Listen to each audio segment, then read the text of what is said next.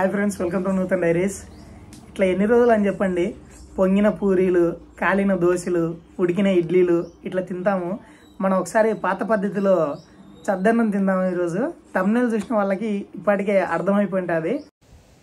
మీరు ఇప్పుడు చూసేది ఎర్రకుండలో చద్దన్నం చేసే విధానం అనమాట. అమ్మకు ముందు రోజు నైట్ చెప్పిన అనమాట, అన్నం కొంచెం ఎక్కువ చేయమని చెప్పి. అన్నం తిన్న తర్వాత ఇంకా ఎర్రకుండ పెట్టుకొని, ఎర్రకుండలో ఇప్పుడు దానికి ముక్కాలు భాగం అన్నం వచ్చే విధంగా అన్నం అయితే దీంట్లో నింపుతున్నాం అన్నమాట. మనకు లాస్ట్ టైం కుండ బిర్యానీ అని ఒక వీడియో చేసి నేను ఆ వీడియో చూసిన వాళ్ళకి ఈ కుండ గుర్తుకొచ్చింటుంది. మన దగ్గర ఆల్రెడీ ఒకటి నల్ల కుండ, ఒకటి ఎర్రకుండ ఉండే కదా. ఇప్పుడు ఎర్రకుండలో అయితే దీని విధానం ప్రిపేర్ చేస్తున్నాం అనమాట.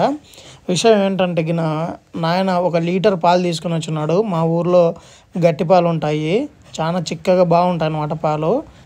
పాలు ఎంత గట్టిగా ఉంటే టేస్ట్ అంత బాగుంటుంది అనమాట. పతలాని పాలు తీసుకొని చేసుకున్నారంటే అంత టేస్ట్ అనిపించదు అనమాట. ఇప్పుడు చూడండి, ఇక్కడ పాలు కాంచినవి పోసంటే మీగడ పైన తేట అంతా కిందికి వచ్చి ఎట్లా పడినాదో అంత గట్టిగా ఉన్నాయన్నమాట పాలు. ఇంకా ఇప్పుడు అన్నం బాగా నింపిన తర్వాత లేయర్స్ లాగా మనకు పచ్చిమిర్చి అనేది సగానికి చీల్చి దాంట్లోకి వేసుకోవాలన్నమాట. 1 లీటర్ పాలు అయితే ఇది చేసుకోవడానికి పర్ఫెక్ట్గా సెట్ అవుతాయి.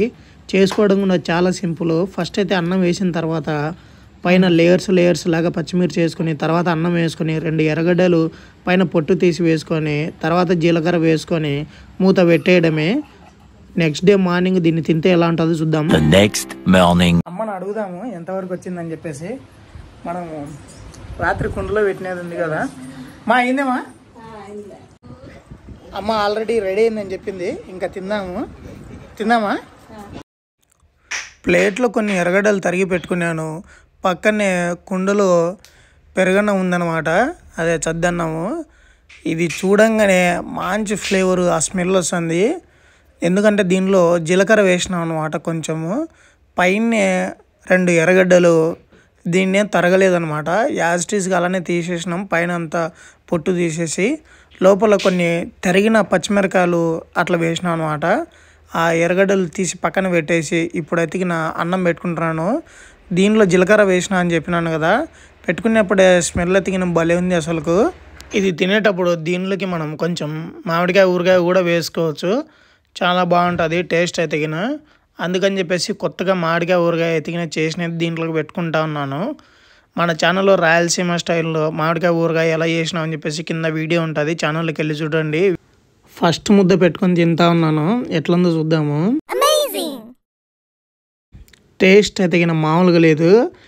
బాగుంది అనే పదం చాలా తక్కువేమో అనిపించింది, ఆ రేంజ్లో ఉంది టేస్ట్ అయితే. పెరుగు చాలా గట్టిగా కలిసిపోయింది అనమాట అన్నంలోకి. అంత గట్టిగా తినొద్దని చెప్పేసి కొన్ని నీళ్లు పోసుకున్నాను. ఇంకా ఫ్లేవర్ అయితే మామూలుగా లేదు, మధ్యలో అట్లా జీలకర్ర తగులుతుంది అనమాట నోట్లో.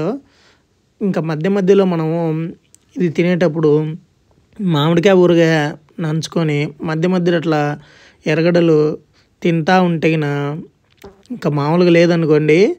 నాకే ప్లేట్లో అన్ని పచ్చిమిరకాయలు వచ్చినాయి అనిపించే విధంగా ఉన్నాయి. చూడండి ఎన్ని వచ్చినాయి పచ్చిమిరకాయలు కూడా నంచుకొని తినాలా, ఇంకా బాగుంటాయి టేస్ట్. ఇప్పుడు పచ్చిమిరకాయలు కూడా ఒకసారి దీన్ని సగంలోకి తుంచుకొని పెట్టుకొని తిందాము.